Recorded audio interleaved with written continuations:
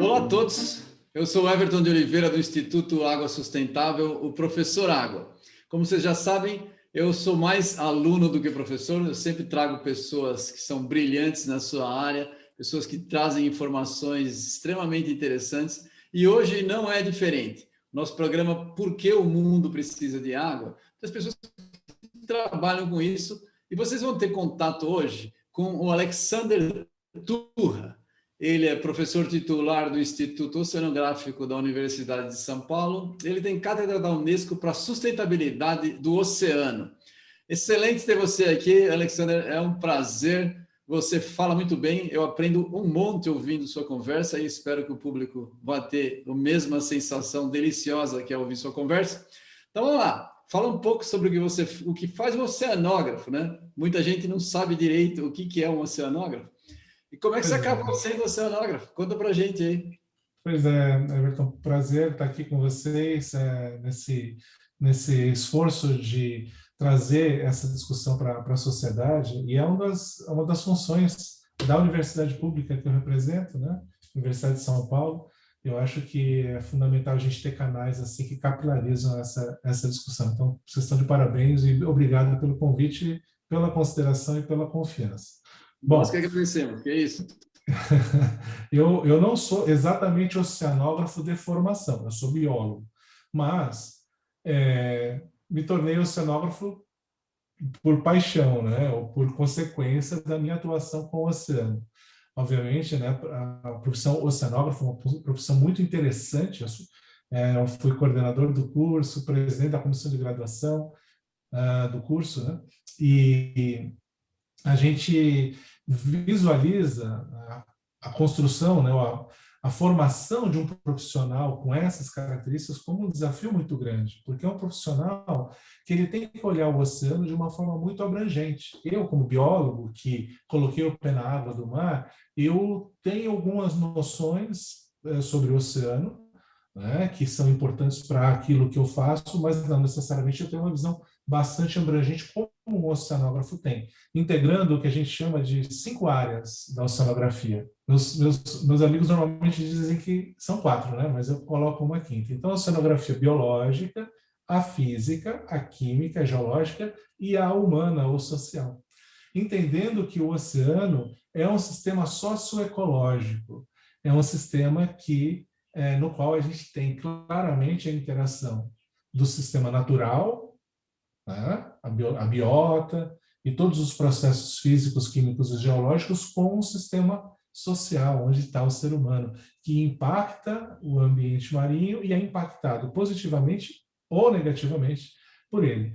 Então, assim, eu estou buscando essa minha formação continuada no diálogo, na leitura, na convivência com profissionais que são físicos, são geólogos, são químicos, ou são oceanógrafos, ou sociólogos, e que acabam, né, no conjunto, produzindo uma visão muito interessante do que é o ambiente marinho, de como lidar com os seus problemas, que são muitos, vamos combinar, né? Muito legal, muito legal. E como é que você acabou nessa carreira? Pois Você, porque você essa é aquela começou como coisa de... biólogo, você já sabia que você queria ser Sim, oceanógrafo?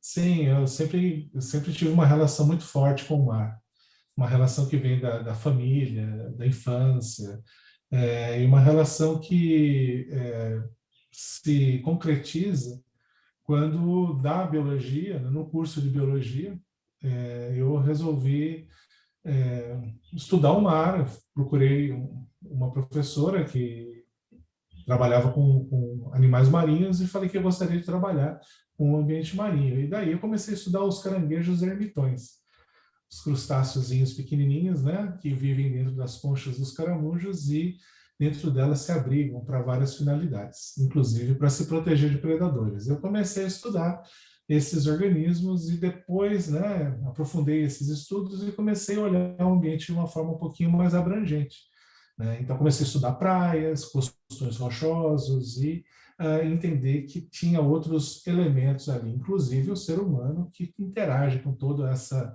biodiversidade. E aí, com isso, eu fui dando alguns passos que me levaram a entender a importância de se gerenciar o ambiente ou as atividades humanas de uma forma mais apropriada. Nisso, eu fundei uma ONG, depois que eu terminei o doutorado, chamado Instituto Costa Brasilis, e depois disso, eu estava dando aula no interior de São Paulo, lá em São João da Boa Vista, e eu e minha esposa, a gente, né, tínhamos fundado o Instituto junto com outros amigos, a gente mudou para Ubatuba. Nossa filha, inclusive, nasceu lá, a Ana Clara, e a gente, então, começou a trabalhar localmente, se envolver localmente, e isso me deu uma visão e uma vivência dessa abordagem que me deu a base para eu poder entrar no Instituto Oceanográfico na vaga de gerenciamento costeiro, dentro da qual eu integro a parte ecológica, né, com a parte de gestão. E tenho feito isso desde 2006, né, quando eu entrei na USP até hoje. Ah, muito legal, muito legal.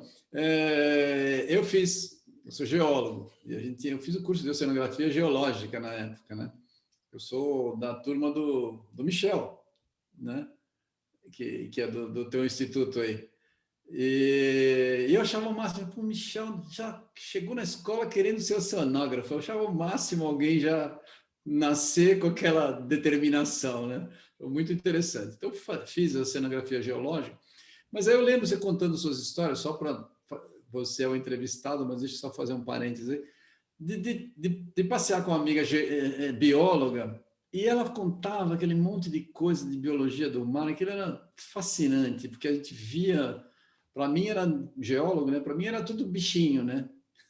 E, nossa, as explicações, aí eu comecei a ler os livros do Amir, quando a gente fez a nossa entrevista lá, livros de velejadores e de viagens no mar, e as relações com a biologia são muito ligadas.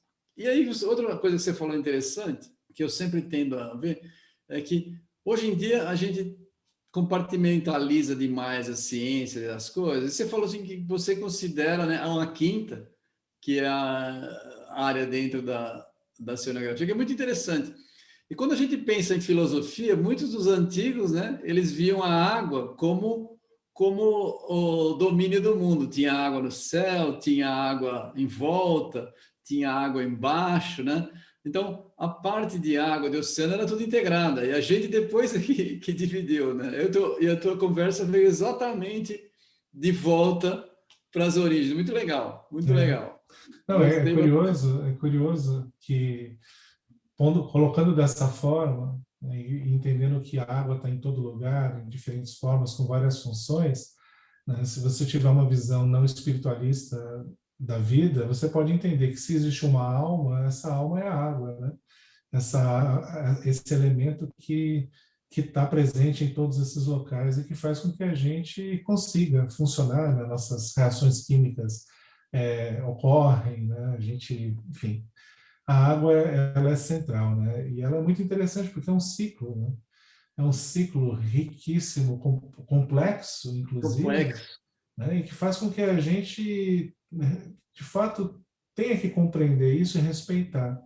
É muito curioso, por exemplo, a gente ver a influência do oceano na regulação do clima no planeta. A influência do oceano próximo à Antártica no Atlântico Sul e no clima do planeta. Isso a gente chama de teleconexões.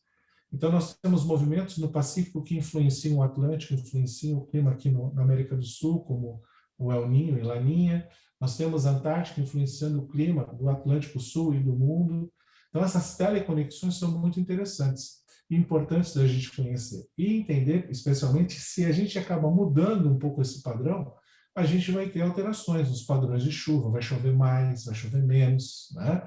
Vai chover mais forte em menos tempo, e isso causa uma série de problemas, né? E especialmente problemas para a agricultura, por exemplo, né? De locais que vão, por exemplo, virar áridos e não vão necessariamente ter água para poder produzir arroz, produzir soja, trigo, como está acontecendo no sul do Brasil, com secas cada vez mais fortes e longas. Essa é a realidade que a gente tem que lidar. Então, a gente, ao entender o oceano, entender o ciclo da água, entender as mudanças do clima, a gente lucidamente sabe que tem mudanças acontecendo e a gente lucidamente vai ter que se preparar para elas. para que a gente não sofra tanto em termos financeiros, de saúde, de vidas e outras questões. Por aí. Tá? Muito legal, muito legal. Saiba que a frase, se o planeta tem uma alma, essa alma é a água, eu vou usar muito. Já vou me apropriar, vou citar o autor, obviamente, mas gostei muito, vou usar, achei perfeita, você fez uma conexão interessante. Eu sempre trabalho com a parte dos filósofos, como é que pensar a água, mas você resumiu perfeitamente, parabéns, muito legal. Vamos lá, vamos pegar um assunto aí que você domina e que você já começou a falar para a gente aí. A gente tem, em 2021, a gente tem, né, teve o início da década da ciência oceânica.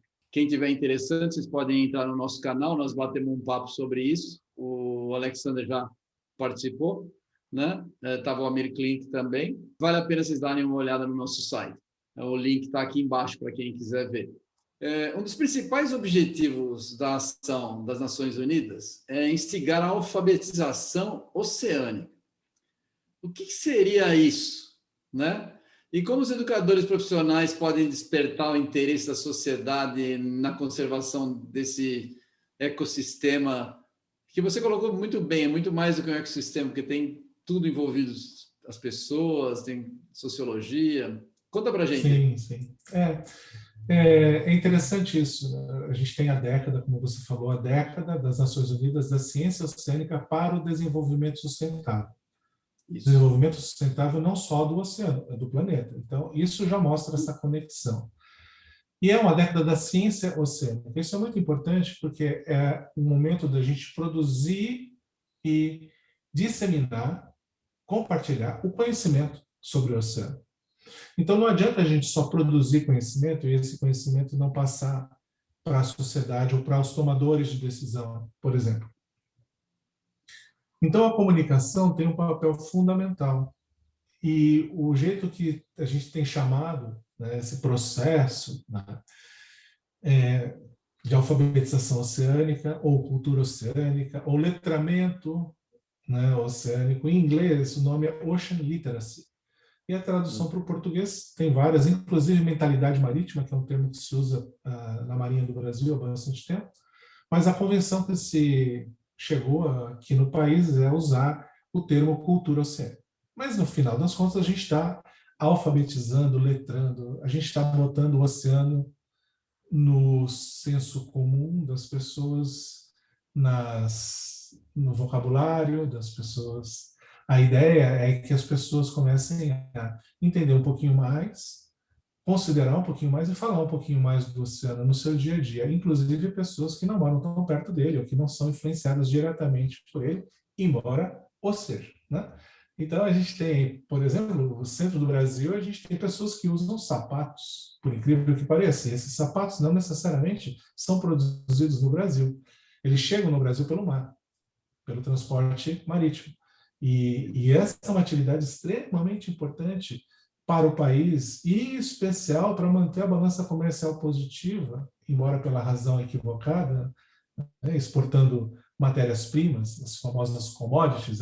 O ideal seria que a gente exportasse produtos industrializados, que a gente agregasse valor a essa matéria-prima antes de exportar. Mas, enfim, isso tem garantido uma balança comercial positiva, um saldo comercial positivo para o Brasil. E depende do transporte marítimo, que tem as suas idiosincrasias, ou as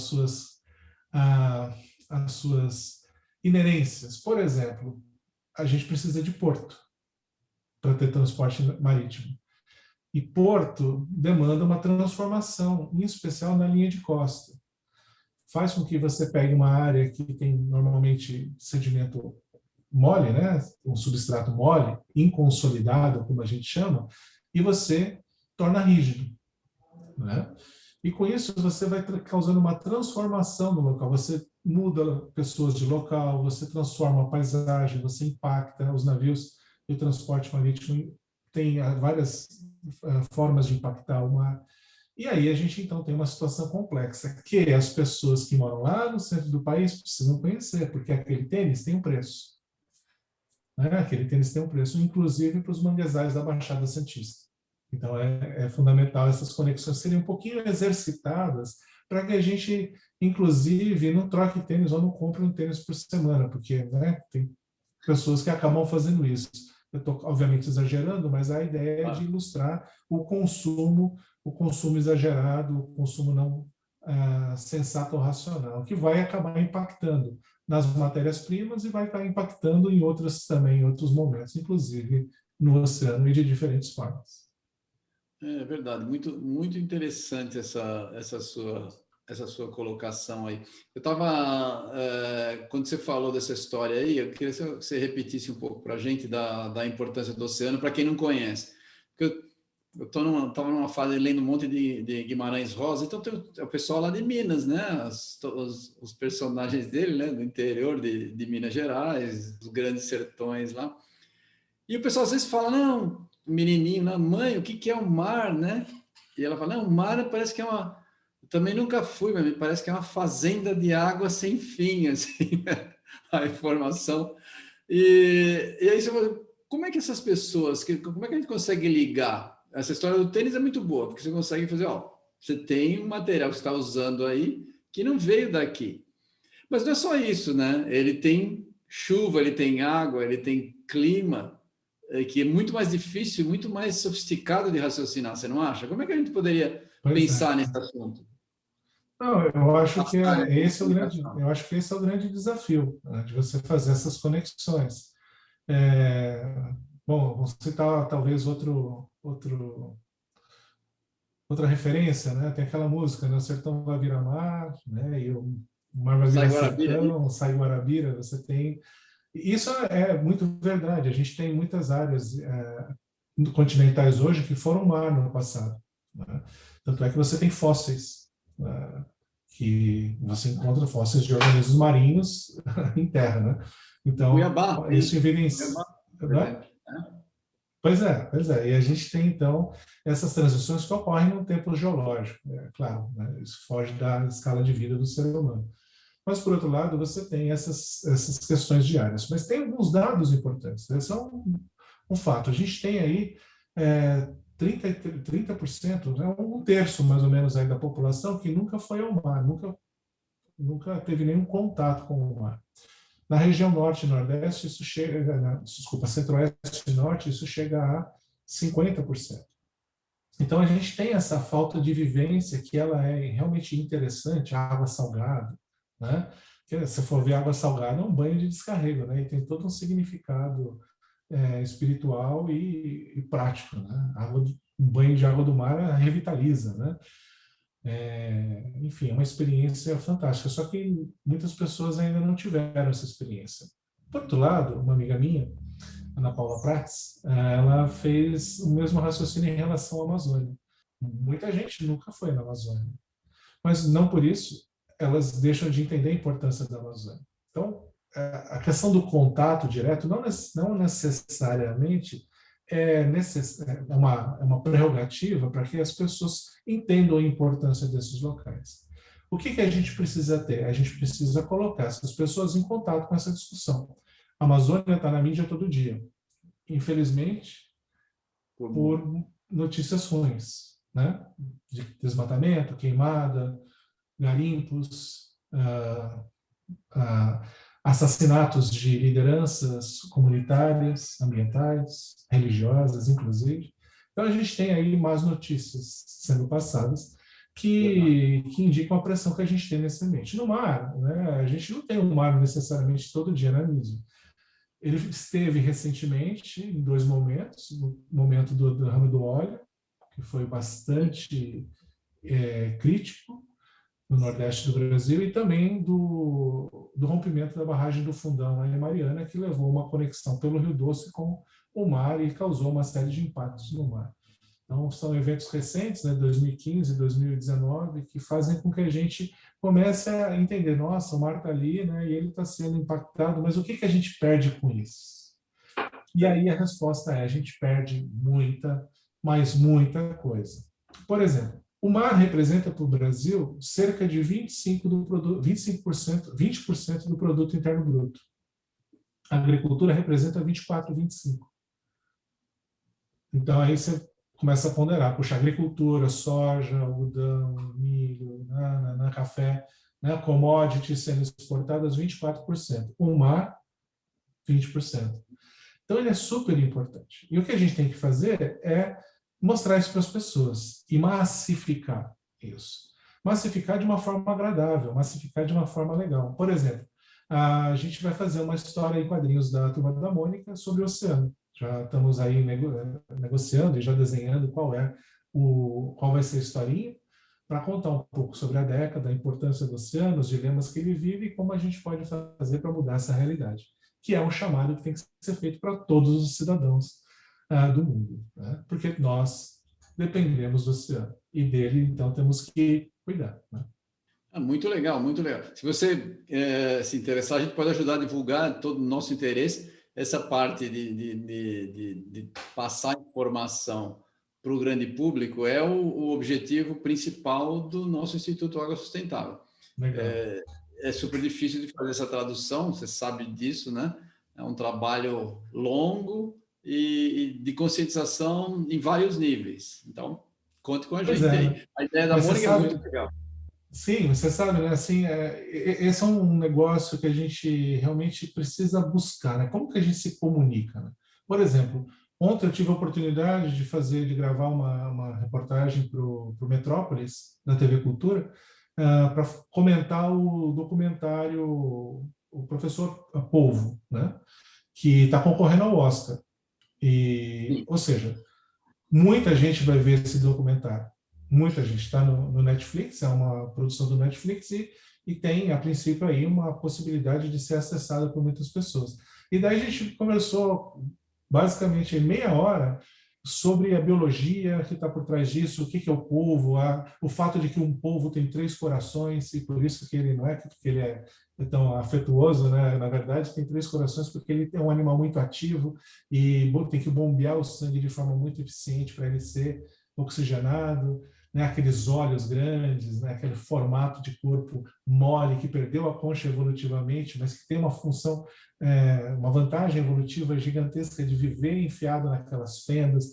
E quando você fala dessa forma, né, com essa empolgação, mas também com essa base científica, eu vejo que a gente consegue cativar muitas pessoas e consegue mostrar a beleza da evolução, a beleza da biodiversidade, né, a importância das relações entre os seres vivos e o que isso traz para a gente, desde o prazer de ver um documentário com aquela beleza de imagens, né, cênica, até você vivenciar essa experiência você mesmo, de estar mergulhando com uma máscara, de você estar a 15, 20 metros de profundidade, eventualmente com um cilindro de ar comprimido, de você interagir com esse ambiente, ou mesmo de você poder fazer um mergulho virtual, caso isso, né, seja a sua única possibilidade de ter esse contato, mas enfim, eu acho que a gente tem que trazer para as pessoas um pouco desse brilho, né, no olho,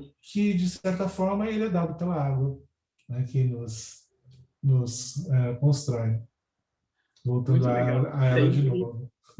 É verdade, você está falando desse brilho no olho, dessa sensação. Isso aí, na verdade, é o princípio todo de pesquisa, que a gente trabalha, pesquisador, eu trabalhei muito tempo como pesquisador na universidade. É isso, é essa curiosidade que nos causa, que é o motivo de trabalho, né? E eu acho que uma das formas, você falou perfeitamente, se as pessoas veem beleza naquele conhecimento, né, traz satisfação intelectual. A satisfação intelectual é o que move, né, o aprendizado. Você aprendeu, você se sente inteligente com aquela informação nova, você quer mais. Então, essa é uma das funções que a gente está tentando passar para as pessoas descobrirem. Olha, você vai no mar, tem tanta coisa bonita além de só o banho de descarrego, que já é excepcional, né? Mas tem tanta coisa bonita que você consegue fruir em profundidade. Muito legal, muito legal. Não, eu só ia perguntar para as pessoas ficar claro, por que proteger os oceanos é tão fundamental para a sobrevivência do próprio planeta, nossa e do próprio planeta? E como é que a vida está ligada ao oceano? Esse é muito importante e tem várias formas da gente ilustrar isso. O oceano, ele tem a parte física, o ambiente físico e o ambiente biológico, a parte biológica, a biodiversidade. E esse conjunto, né, de elementos cria os ecossistemas. E os ecossistemas têm funções e têm desdobramentos. Então, quando o sistema está funcionando, um ecossistema marinho, ele acaba provendo para o ser humano alguns serviços. Ou, de outra forma, os ambientes marinhos, ou os ecossistemas marinhos, o planeta como um todo, eles provém benefícios para as pessoas. Esse é o termo que se usa atualmente, benefícios para as pessoas. Esses benefícios são muito variados. Um deles, olha só como que é importante. Metade do oxigênio que a gente utiliza na nossa respiração é gerado por organismos marinhos, pelo saldo, né? Porque os organismos marinhos também consomem oxigênio, né? Mas eles também consomem gás carbônico. E na fotossíntese, o balanço acaba sendo mais positivo em termos do saldo para oxigênio. E isso faz com que a gente consiga viver, né? Assim, basicamente assim. Só isso, A atmosfera tem a característica que ela tem hoje, com bastante oxigênio, cerca de 20%, porque a gente tem vida marinha. A gente tem microalgas, a gente está falando de microalgas. A gente está falando de organismos de uma única célula. A sua vida depende, a sua e de basicamente todos os organismos que são aeróbios, né? Depende de células que fazem fotossíntese no mar. E essas células podem estar lá muito bem, obrigado, ou não, né? Elas podem estar sendo impactadas, a gente pode estar perdendo essa função na medida em que a gente contamina esses ambientes com poluentes tóxicos que vão matar essas algas. E isso vai ter um impacto no planeta. Bom, a gente está falando também de comida, a gente está falando de segurança alimentar. O oceano é uma fronteira importante para a produção de alimento para a humanidade, não necessariamente pela pesca, e sim pela aquicultura, que é uma atividade extremamente importante, mas que também pode ser impactante se feita de forma mal planejada. A gente está falando da energia. Se a gente quer realmente... Por favor, desculpe interromper. O que é aquicultura? A aquicultura é o cultivo de organismos marinhos, é o cultivo de mexilhões, de peixes, de algas, né? E que fazem com que a gente possa, em cativeiro, como se fosse uma fazenda no mar. É muito interessante isso, que eu tenho um amigo professor lá da Federal de Pernambuco, né? Lá da Universidade Federal de Pernambuco, que trabalha muito com recifes de coral, né? Sim. O Mauro Maida, ele trabalha com recifes de coral junto com a esposa, que é a Beatriz Padovani, que é minha amiga também. E eles trabalham muito com conservação. E um jeito, olha só que interessante, um jeito que ele explorou um dia isso numa apresentação, eu achei brilhante, por que a gente tem que criar áreas no mar para conservar, né? E eu vou chegar lá na casa da fazenda no mar, porque a conexão é justamente essa. Ele falou assim, veja bem, se você quer produzir gado, o que você faz? Você tem uma área cercada, você vai dar alimento para o gado, de uma forma ou de outra, mas você vai investir para poder ter um gado engordado para você poder usar para leite ou para abate. E no peixe? E no caso do peixe, como que é? Ninguém vai lá dar alimento para o peixe e tal, né? Então, o que acontece? Normalmente, o peixe que é pescado, ele é um peixe que não teve o investimento do pescador ou da sociedade antes para produzir aquele peixe. Então, a lógica é, se eu crio unidades de conservação ou áreas marinhas protegidas, se a sociedade cria isso, a gente faz com que o ambiente tenha condições de produzir o peixe, o pescado, que vai poder ser pescado depois. Se a gente não tem isso, a gente tem o risco de sobreexplorar e explotar esse recurso e não ter mais, né? E com isso a gente tem um problema. E daí o que acontece? Hoje, os estoques pesqueiros, eles estão muito, muito baixos e quase colapsando, de forma que a pesca, né, está sendo prejudicada pela própria pesca, inclusive. Então, uma solução para você poder produzir proteína animal, por exemplo, no mar, é você não pescar, é você fazer a criação desses organismos, né? E aí, no caso de peixes, você tem que alimentar com ração. E aí tem o problema dessa ração e parar no fundo do mar, e daí criar uma proliferação exagerada de algas que acabam matando os próprios peixes que estão lá. O que está acontecendo no sul do Chile com o salmão que vem aqui para o Brasil, né? O salmão que a gente come aqui, basicamente, vem do sul do Chile e lá tem causado muitos impactos ambientais. Assim como o camarão, né? A gente tem comido camarão, muitas vezes, que vem de fazendas criadas, estabelecidas, em áreas de manguezal, sendo que não tem a menor necessidade da fazenda ser criada, ser feita numa área de manguezal. Tem duas tecnologias que resolvem isso. A primeira se chama cano, já foi desenvolvida há bastante tempo, né, e faz com que você bombeie água de um local para o outro, né? Então você pode ter uma fazenda distante um pouco da área de manguezal. Basta o proprietário comprar terra, o que ele não faz no manguezal, porque é terra da União. Olha que interessante. É a terra da gente, da sociedade. E aí a gente está deixando degradar esse ambiente para que alguns grupos, né, de empresários ganhem dinheiro degradando esse ambiente. Mas eu adoro camarão. Eu não quero que não se produza camarão. Então, tem soluções. Cano e a outra que é produzir camarão no semiárido nordestino, onde você tem abundância de água salobra no subsolo. E aí tem, já desde 2012, o Ministério da Pesca, que antes era a Secretaria Especial de Aquicultura e Pesca, depois virou Ministério, e agora virou Secretaria de novo, tem orientações técnicas para que se faça esse tipo de atividade. Ou seja, a gente não precisa degradar manguezal para ter camarão no Brasil. E pode ter muito camarão sendo produzido de forma familiar, né, distribuindo riqueza, distribuindo um monte de coisa. Então, temos muitos caminhos para promover essa sustentabilidade. Inclusive, como eu estava falando antes, na questão da energia. Se a gente quer uma transição na sociedade para uma economia de baixa emissão de carbono, sem usar tanto combustível fóssil, a gente está falando de petróleo, a gente está falando de gás, a gente está falando de carvão, esse caminho é pelo oceano.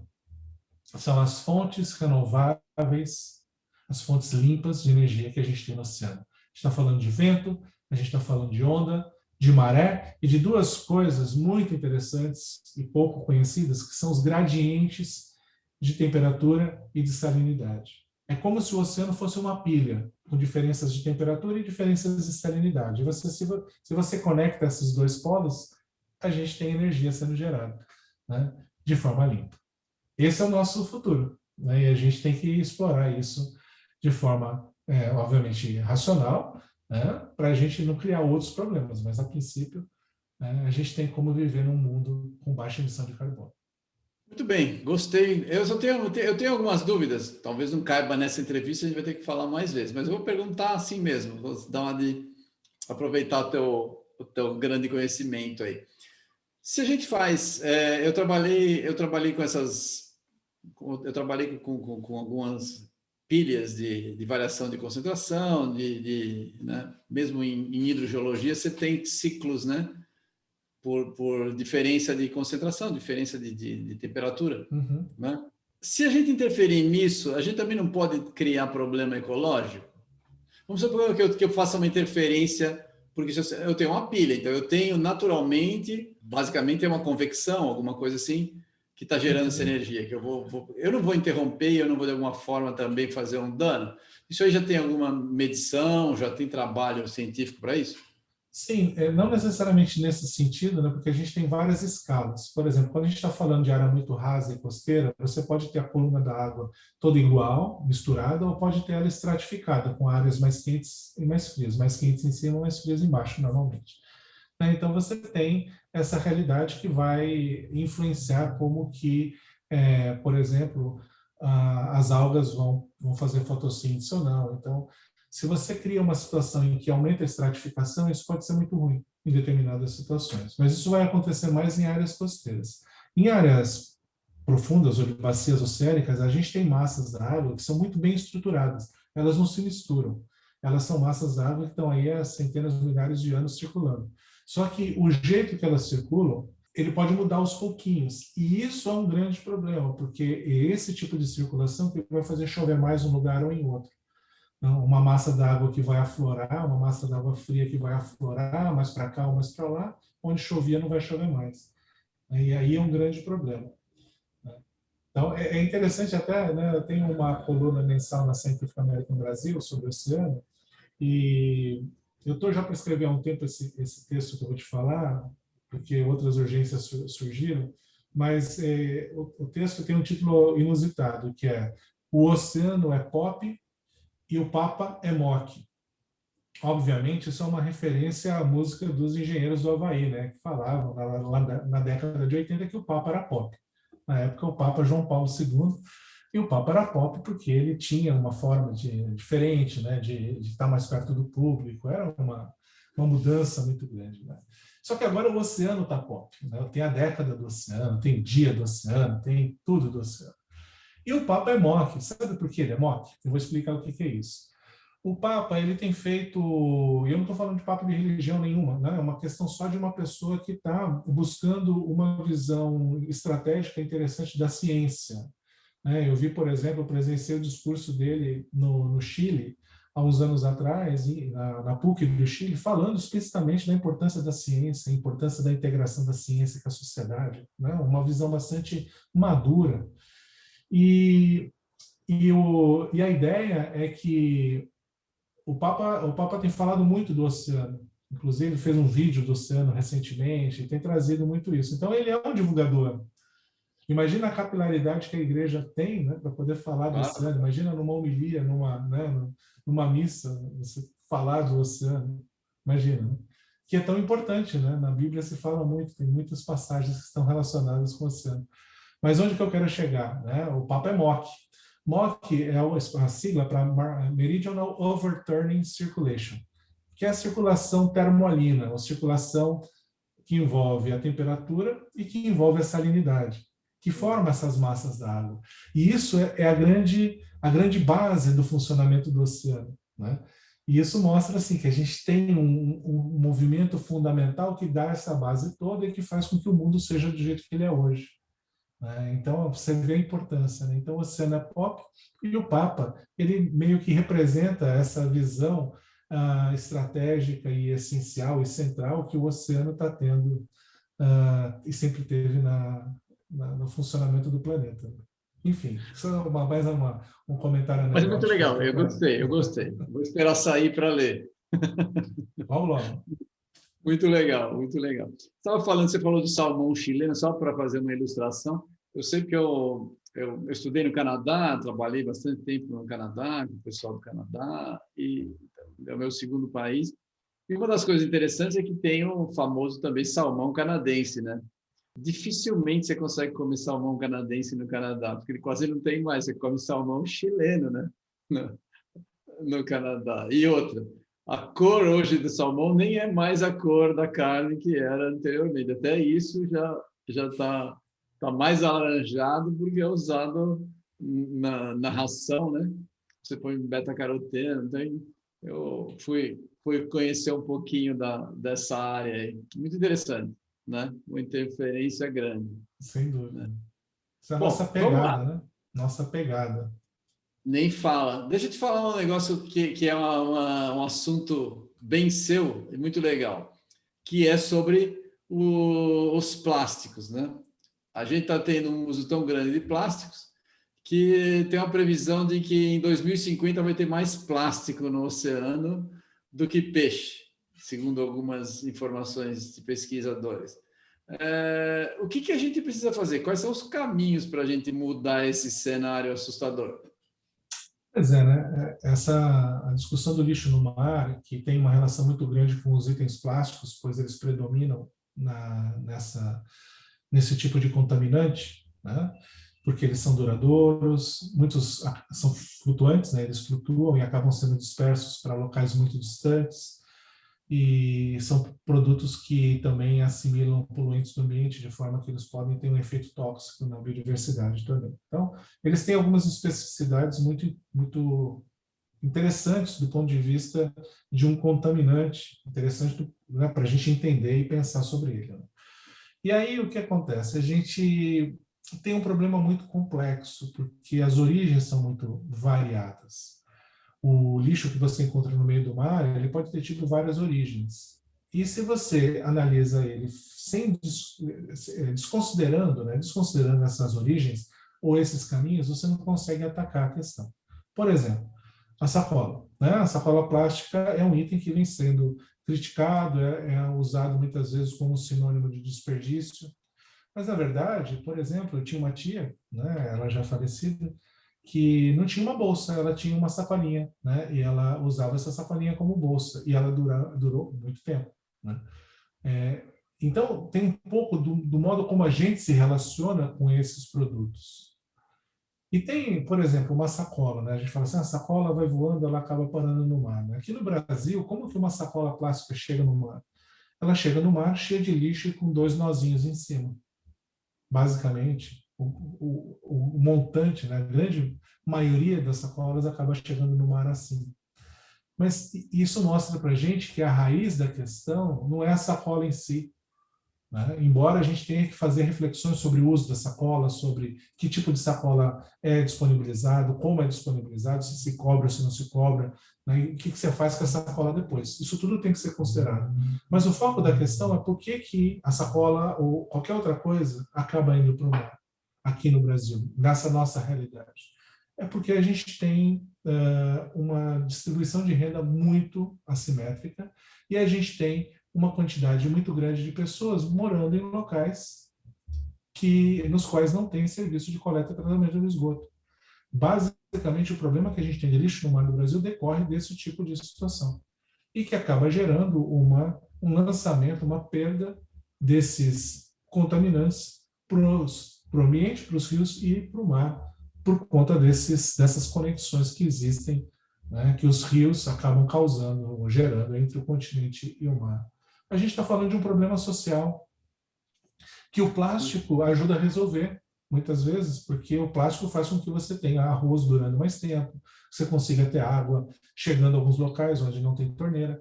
Então, tem a garrafa plástica, que é um paradoxo, se você for ver, porque você fala, poxa, é um produto que, quando ele está fora do lugar, ele é um problema.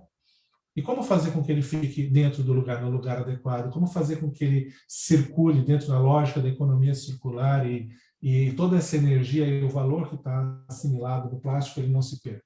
Como que a gente usar de forma mais sensata esse produto, que é um produto interessante, versátil, né? E não poluir o ambiente? Eu acho que essa é o grande salto que a gente tem que dar. Mas isso passa, na minha opinião, passa para a gente resolver um problema que é central. Porque o oceano está doente, porque a sociedade está doente. E a sociedade está doente muito por conta dessa simetria de distribuição de renda. E é por isso que a ONU fala, não adianta a gente pensar no mundo sustentável se alguém fica para trás. A gente tem que ir para frente sem deixar ninguém para trás.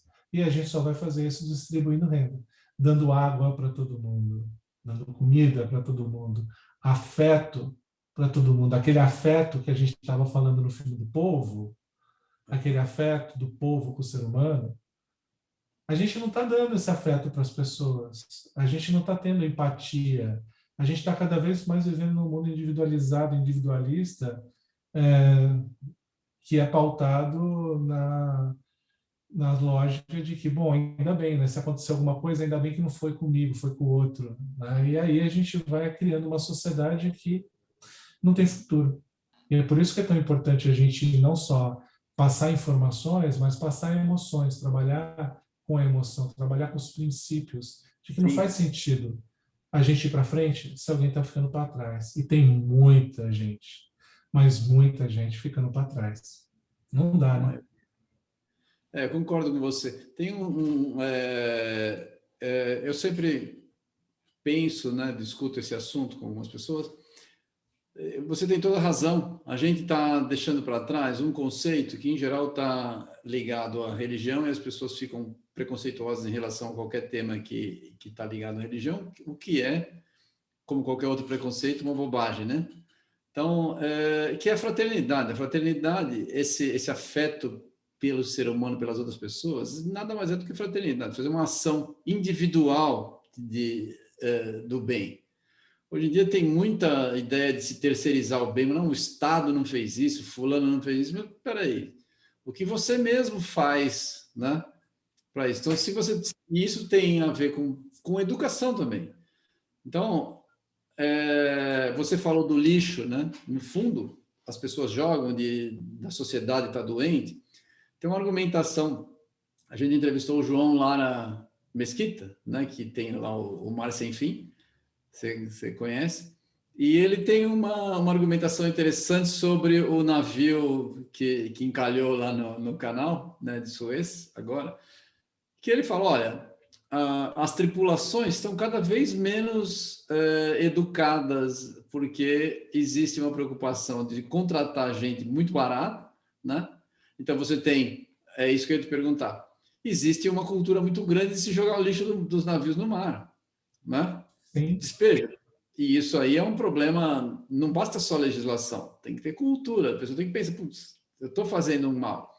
Se você tem cultura, se ele fala que até o capitão, sei lá, aquela história do barco lá que foi, passou aquele da Itália, que o capitão... Costa Concórdia.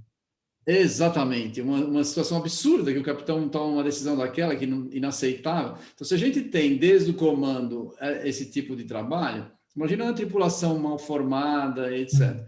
Não passa por aí, porque a gente tem hoje em dia o comércio marítimo é extremamente importante. Pois é, Né? nossa, você está falando isso, eu estou pensando, será que o Brasil é o Costa Concórdia? Estamos encalhando, né? Ou será que o capitão do navio vai fazer a mesma coisa? Né? Tá, né? Então, é complicado, não vamos polemizar nessa frente, mas eu vou te falar uma coisa, é muito legal esse raciocínio, né, de a gente envolver essas várias questões, religião, meio ambiente, né? Por exemplo, essa questão do lixo no navio. Né? O lixo no navio pode ser uma fonte de dinheiro para o navio. E eu acho que são oportunidades que estão colocadas aí para, por exemplo, um navio ter uma pequena infraestrutura para transformar esse navio. Por exemplo, poliestireno, isopor, é um material reciclável e para reciclar você precisa de uma maquininha que é o tamanho de uma cabine de telefone. Sabe, é uma coisa pequena, sei lá, uma máquina de lavar em cima da outra. Não é um negócio absurdo. Você pode botar isso no cantinho do navio e você ter lá o isopor e daí processar. Chega lá, no final você vende isso. Né? Então, assim, tem várias coisas simples que podem ser feitas. Mas a questão da religião, ela é interessante. Né? A gente está vivenciando uma discussão totalmente estapafúrdia em relação a se proibir ou não cultos, aglomerações em cultos religiosos, em celebrações religiosas, de qualquer orientação. Religião. Qual é a lógica? A lógica é, por que você vai promover um encontro desnecessário, né? Sendo que, na verdade, a Bíblia diz que Deus está em todo mundo, né? E todo mundo, Deus é onipresente, e tem várias formas de você entender que, embora os rituais sejam importantes, não é um ritual que vai fazer você se conectar com a sua divindade, com a sua espiritualidade. Né? E aí você tem aí o quê? Você evitando uma fonte adicional de aglomeração. Ontem, por exemplo, o advogado-geral da União, numa argumentação extremamente desonesta, estapafúrdia, me traz ali e fala assim, bom, mas se a gente tem um monte de gente se aglomerando no ônibus para ir trabalhar, por que a gente não pode deixar as pessoas irem na igreja e ficar 1 metro de distância uma das outras? Né? As pessoas estão indo trabalhar porque elas precisam trabalhar, porque elas não têm opção, porque o nosso país ele não se organizou de forma a proteger as pessoas, especialmente as mais vulneráveis, que são as que estão morrendo aos 3, 4 mil indivíduos por dia. Né? Que são as pessoas que estão... E essa simetria, a mesma simetria que causa o problema do lixo no mar, é a simetria que mostra quão seletiva é essa pandemia em relação a quem ela está matando. Né, que são as pessoas mais vulneráveis, são as pessoas que estão se aglomerando nesses ônibus lá do Rio de Janeiro, que a gente vê na televisão, né, e estão transmitindo e pegando a doença, e morrendo. Né. E, então, é importante a gente fazer essas conexões, porque é esse tipo de reflexão que vai fazer com que a gente vá para frente. E aí a gente vê a moral aparecendo, porque tem muitas igrejas de diferentes orientações que, mesmo com a possibilidade de abertura das celebrações, não estão celebrando. Simplesmente pelo entendimento daquilo que você falou, a atitude, a educação, o pensar no outro, o pensar fraterno, coletivo, de que se eu fizer isso, a quem eu estou beneficiando?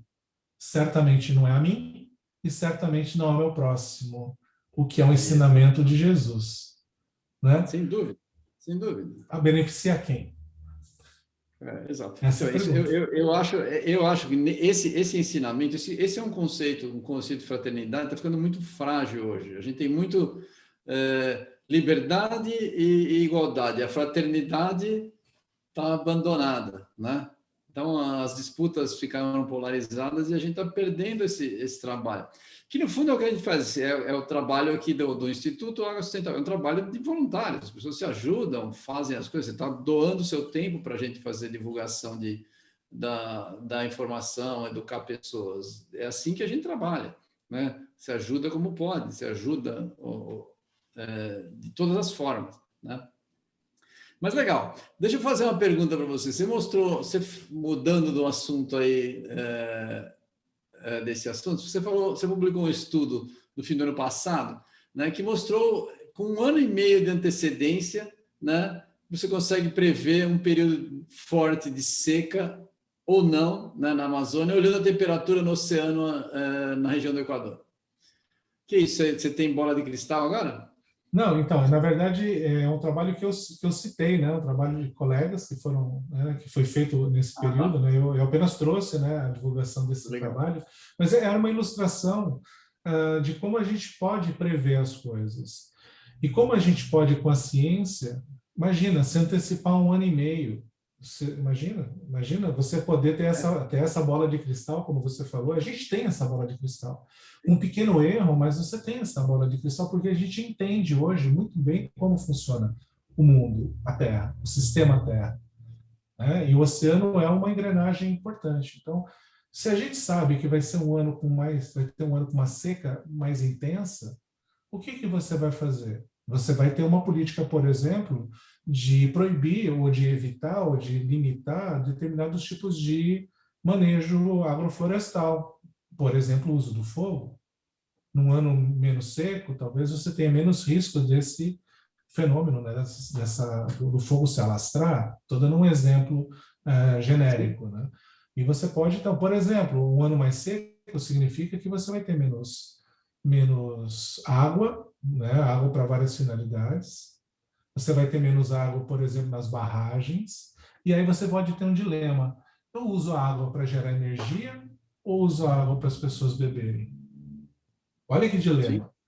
É claro, se você tiver uma empresa pública, e esse é o grande dilema da privatização da Eletrobras, de se possibilitar que uma empresa que tem esse potencial, né, de tomar uma decisão, água, né, água para beber ou água para energia, né, como é que você faz, né, para garantir a segurança hídrica, né, para garantir que as pessoas tenham água para a sua vida, né?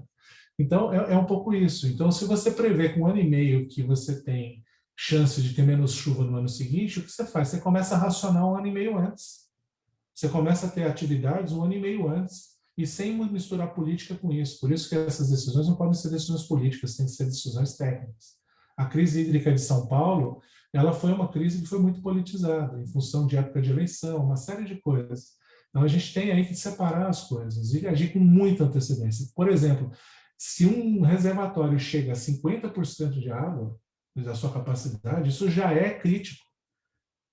Porque se ele chega a 25, para chegar a 10 ou nada, né? Se você tem uma sequência de anos atípicos ou anos muito secos, você colapsa as pessoas, a agricultura, a indústria, os hospitais, você colapsa tudo. A energia, inclusive.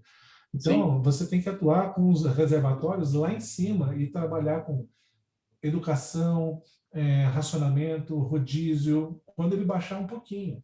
Não pode deixar baixar muito. Essa é a minha opinião, né?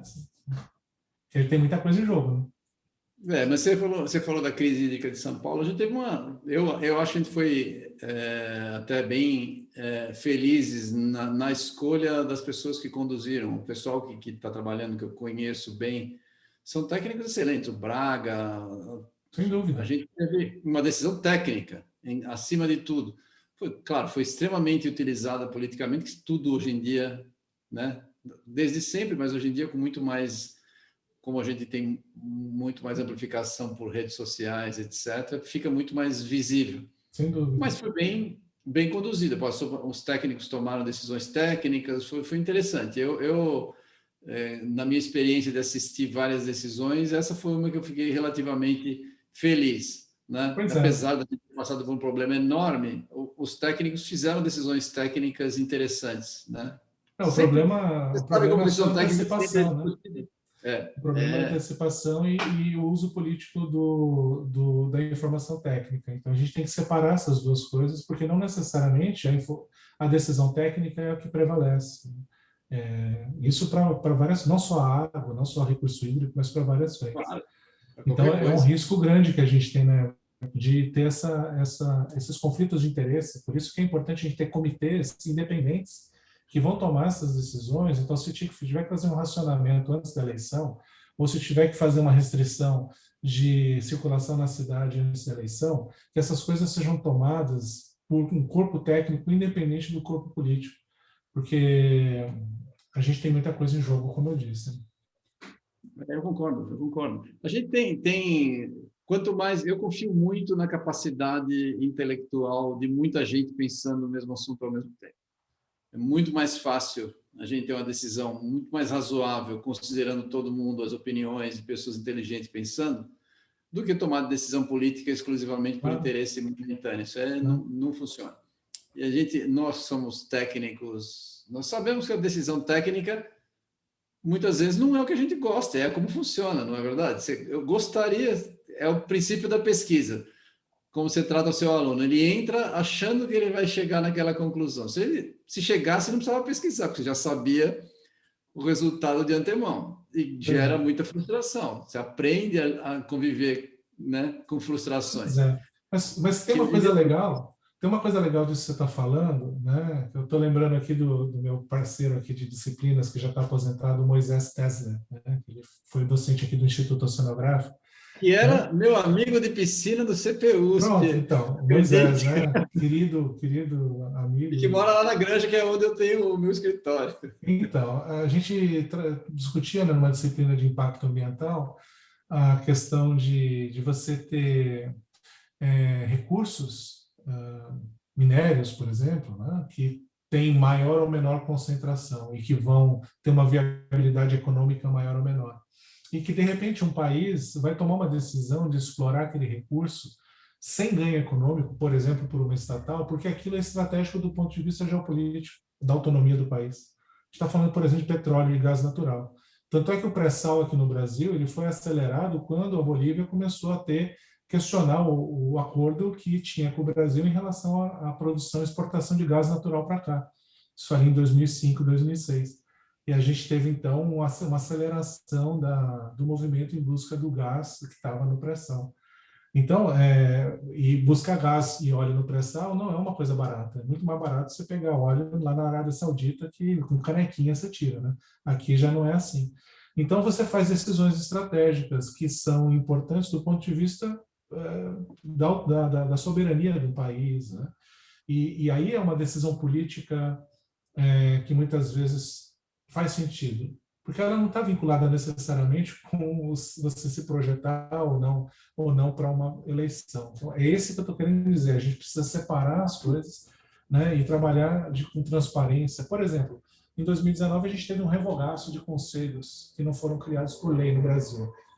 Conselhos, por exemplo, de, sei lá, a Comissão Interministerial para os Recursos do Mar foi criada em 74, ela foi destituída, foi dissolvida, né? E você tinha, então, conselhos sendo recriados com apenas 15 membros e com uma representação diminuída. O CONAMA foi alterado de forma a diminuir em muito a representação de sociedade civil e da academia. E com isso a gente tem o quê? Uma perda da discussão técnica, Sim, né? E tem isso cabimento. para onde nos leva? Essa é a questão. Estamos num momento difícil, eu não tenho nem o que discutir com você, isso aí estamos de acordo, né? Vamos falar de outro assunto aqui. Você participou na live com a gente, com a Mary Klink e com a Karen Silverwood, né? E você citou um conceito bem interessante que é a sustentabilidade de ocasião, né? Você pode explicar isso para as pessoas que ainda não assistiram a entrevista, que eu Pois é, recomendo, né? que é muito legal, por favor? Não, assim, na verdade, esse termo ele surgiu de um estudo que a gente fez aqui no litoral de São Paulo. Era um estudo muito simples, assim. A gente queria saber como que as pessoas que têm segunda residência ou que estão fazendo, né, estão numa pousada, os turistas, né, eles lidam com a questão dos resíduos no litoral. Porque a gente está trabalhando com lixo no mar e aí essa é uma fonte de resíduo. Então a gente começou a perguntar para as pessoas, né, no questionário, tarará, de onde você é? Aquelas perguntas básicas, e daí chegava e falava assim, na sua cidade, né? São José, São Paulo, Campinas, tá. O que você faz com o lixo? Aí a pessoa fala, não, lá em São Paulo, em Campinas, em São José, eu pego, eu separo, eu tenho uma lata para isso, uma lata para aquilo, eu tenho um prédio, o caminhão passa terça-feira, e lá vem isso, não, eu separo tudo. Perfeitinho. Aí, né, vinha a próxima pergunta, né? Bom, como que se faz com o resíduo aqui em Ubatuba? Aí as pessoas muitas viraram e falaram assim, aqui eu tô de férias, né? Aí eu peguei e criei essa palavra, essa expressão, né? A sustentabilidade de ocasião, né? Então, dependendo, né, se eu estou de férias, né? Eu estou de férias do trabalho, da sustentabilidade, do meu resíduo, eu estou de férias de Do tudo. planeta. Do planeta, né? Me esquece, né? Então, é um pouco isso. Na verdade, é claro que a gente entende, porque a pessoa vai numa casa de aluguel, isso não é uma coisa explícita, não está explícito quando passa o lixo, como tem que fazer com o reciclável. E aí a pessoa às vezes tem que mover montanhas para entender como a coisa funciona. Mas, né, a gente tem que combinar que não custa nada, né? Se isso realmente é de dentro, né? Se está aqui na sua cabeça e não Traz o só lixo de no volta, vovó, simples assim, né? né? Traz o lixo de volta. O reciclável você traz de volta, não tem problema, Pois não é. é? Imagina, essa podia ser a próxima pergunta do questionário. A gente não fez essa pergunta. Você leva seu livro de lixo reciclável embora? Eu até chuto no Mesmo livro de porque respostas. o lixo, muito lixo da praia volta, né? Sobe. Vem de caminhão, é coletado e vem para Todo cima lixo, do. Hã? todo lixo do litoral norte, todo lixo do litoral norte sobe a serra de caminhão, todo. Todo lixo, eu sei, eu É, sei. Eu trabalho bastante, eu trabalho com essa parte de resíduos, né? é. Então, conheço o Imagina, olha dono o custo de uma das disso. empresas que traz. Todo o lixo sobe. É isso aí. E as É pessoas não caro têm essa, fazer nem isso. sabem, muitos nem sabem. Às vezes eu até É, vejo, às vezes eu estou viajando, eu é. sei como eu trabalhava com esse negócio, às vezes minhas filhas eram crianças, está andando na estrada, né? Na Tamoios, por exemplo, e você está sentindo aquele cheiro, né? E ela, que cheiro esquisito, pai, né? Olha, é o caminhão do lixo que tá aí na frente, E não é né? um caminhãozinho, não, é um caminhãozão. Não, E tem um não é o custo caminhão de isso. coleta. Não é o caminhão de coleta, é o de transbordo, é gigante. É gigante. Exato. Ele passa na balsa, passa uns, se eu não me engano, 4 a 6 por dia na balsa da Ilhabela. Exatamente, passa separadamente. É exatamente isso. Exatamente isso. Impressionante. Ai, ai, Impressionante. ai. Bom, melhor assim do que jogar o lixo diretamente lá onde não tem, né? Aqueles Sem lixões dúvida. antigos eram horríveis. Mas imagina você transformar esse lixo todo em riqueza, transformar, separar e produzir coisas diferentes que agreguem valor. Esse é o grande desafio e tem muita gente já trabalhando nessa Estamos frente. trabalhando nessa direção, essa é a ideia. Tem que botar muita gente pensando que as soluções vêm. As É. soluções vêm. Vou fazer uma outra pergunta para você aqui sobre você, num dos seus podcasts lá do Mar Sem Fim, você fala sobre mineração submarina, né? E a pergunta é: isso pode acontecer de fato? Já está acontecendo? Tem até filme de ficção científica que fala desse assunto aí. Eu assisti um bem legal ultimamente. Claro, pré-sal é mineração submarina, né? Mas vamos falar de outro tipo de mineração que não seja petróleo, que não seja líquido. O petróleo, como ele flui, ele tem uma Uhum. característica meio particular em relação aos demais minérios. É diferente, né? Mas assim, esse é um fenômeno que está sendo cogitado e já praticado em algumas partes do mundo. São três grandes tipos de recursos marinhos que estão sendo minerados nessa perspectiva. São nódulos, chamados nódulos polimetálicos. Imagina uma batata, assim, como se fosse uma batata, né, formada por metais, ferro, cobalto, manganês. Esse é um. Isso normalmente essas nódulos ficam depositados no fundo arenoso, lá no fundo do mar, 2, 3 mil metros de profundidade. Nós temos as crostas cobaltíferas, que são associadas a montanhas submersas. Então, elas crescem em cima de rochas e esses metais são depositados e estão ali, né? São uma casquinhas que você pode quebrar e explorar. E tem também os sulfetos polimetálicos, que são antigas chaminés de fumarolas ou de vulcões, Vulcões. que ocorrem em áreas muito profundas. Então, no meio do Oceano Atlântico, de sul a norte, você tem uma cadeia de montanhas que é uma região com atividade vulcânica intensa, com emanação de gases, água muito quente, e tem aí organismos muito associados a esse tipo de ambiente. Nesses ambientes tem esses depósitos de metais. Então, são fontes de metais importantíssimos, inclusive metais extremamente relevantes para a indústria de alta tecnologia, como o telúrio. E aí o que acontece? Essa exploração, essas jazidas, esses depósitos, eles estão sendo mapeados, o Brasil já mapeou, né? A China mapeou, Índia, Estados Unidos, França, Grã-Bretanha, e aí a gente tem, então, uma autoridade internacional, que chama Autoridade dos Fundos Marinhos, ligada à ONU, e essa autoridade, ela dá autorização para se fazer pesquisa e, eventualmente, no futuro, exploração ou explotação desses recursos. Isso já vem acontecendo no Pacífico Norte, e com nódulos. No Brasil, isso não acontece ainda, tá? Em áreas jurisdicionais brasileiras, isso ainda não está acontecendo. Mas o Brasil tem alguns interesses em áreas internacionais. Uma dessas áreas, chamada Elevação do Rio Grande, ela era uma área internacional e o Brasil requisitou essa área para sua área sob jurisdição nacional. Então, ela estava sujeita a algumas regras internacionais e agora está sujeita a regras nacionais. Então, é uma possibilidade, tem previsão, mas aí a gente tem o seguinte, eu tenho uma aluna de doutorado, a Mayla, que está pesquisando isso como tema do doutorado, e esses dias eu estava falando com ela e me veio uma imagem na cabeça, né? Essa imagem que representa um pouco da preocupação que a gente tem dessa exploração. Eu falei para ela, Mayla, explorar nódulos, explorar crostas, explorar sulfetos no fundo do mar é mais ou menos a mesma coisa que você juntar uma serra pelada com uma barragem de fundão rompida. Você tem uma degradação de uma ampla área de superfície associada a um rio, né? A uma pluma de rejeitos que vai ser deslocada para uma área muito distante. É basicamente as duas coisas. A pergunta é, a gente quer isso? Ou melhor, a gente precisa disso? Ou melhor, para quem é isso? Agora imagina só se o Brasil resolve explorar esses ambientes e vende como commodity, vende como matéria-prima.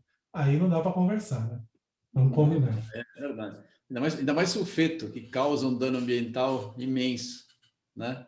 Que é reduzido, subir o contato com o oxigênio, pronto, você já vai gerar um problema enorme. Pois é. Né? Nem me fala, é impressionante. Vou fazer uma última pergunta que não estava aqui na nossa lista, né? O papo está muito bom, a gente pode falar horas a fio aqui. A minha última viagem antes eu sou, como todo bom geólogo, adoro viajar, né? E foi para Galápagos antes da pandemia.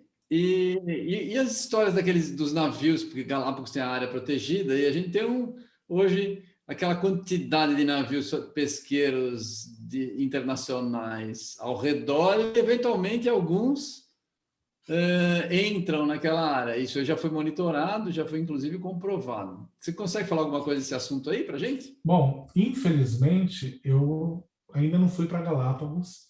Eu tenho uma noção, né, mais do ponto de vista evolutivo do que do ponto de vista dos recursos naturais da gestão da região.